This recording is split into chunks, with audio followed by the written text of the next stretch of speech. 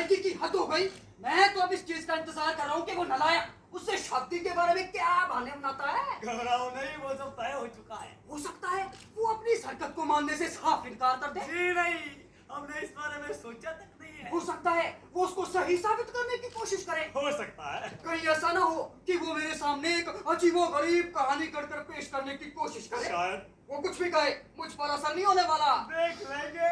मुझ पर रौब डालने में वो कभी कामयाब नहीं हो सकते। इस भरोसे मत रहो। अपने इस नालायक बेटे को तो मैं जल्दी ऐसी जगह भेज दूंगा जहां से वो वापस ही ना आ पाए। इसका इलाज हम कर देंगे। और इस बदमाश रमेश की तो मैं चमड़ी उतार कर फेंक दूंगा। हाँ, मेरा जिक्र तो आना ही था। हाँ, तो यहाँ है आप मेरे नाकलाल। भगवान का शुक्र है मामा साहब कि आप सही सलामत घर लौट आए। हाँ, ठीक ठाक हो बाबू? हाँ जी, एकदम ठीक। तुमने अपना फर्ज बड़ा सही ढंग से निभाया है ना। मेरी गैर हाजिरी में बड़ी शराब पत रहे है ना। आप तो वाकई स्मार्ट लग रहे हैं मामा साहब। धन्यवाद धन्यवाद। तू क्या गूंगा हो गया है? बदमाश गूंगा हो गया क्या? आपका सफर तो बढ़िया रहा। हाँ हाँ ठीक रहा, पर पहले जरा सही ढंग से मुझे इसकी खबर लेने दे तू। खबर? हाँ हाँ खबर।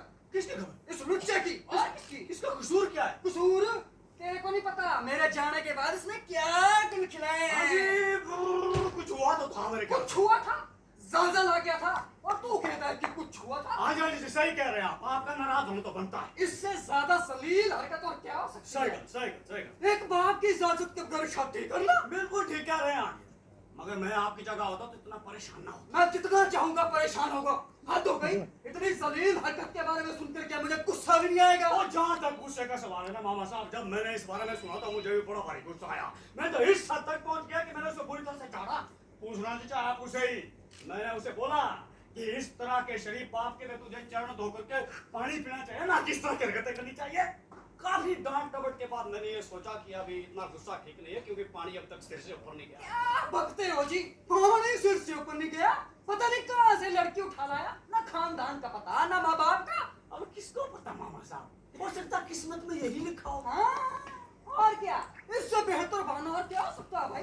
दुनिया भर के गुनाह करो, चोरी करो, दगाबाजी करो, खून करो, और फिर ये कह दो कि ये सब तो किस्मत में लिखा हुआ था। अरे मामा साहब, मैंने कुछ गलत बोल दिया मेरे ख्याल से। मेरे कहने का मतलब ये था कि वो बेचारा फंसी इस तरह से गया था कि मजबूर हो गया। उसने मजबूर होने का मौका ही क्यों दिया? अब वो आपकी तरह समझ और दूरंदेशी कहाँ से ला सकता मामा साहब। बच्चा फिर भी बच्चा है ना, तो जुर्मेकारी की वजह से उनसे गलतियां हो ही जाती है। अब आप बच्चों के ले लो, वो तो आपके बेटे से भी 4 दूर तो आगे है। हालांकि मैंने काफी कोशिश की समझाने की, पर सब बेकार। अब आपका भी तो एक जमाना था, मैंने तो यहाँ तक सुना है कि जहाँ कहीं किसी लड़की की नजर आप पर पड़ी तो वहीं आह भरकर बैठ गई।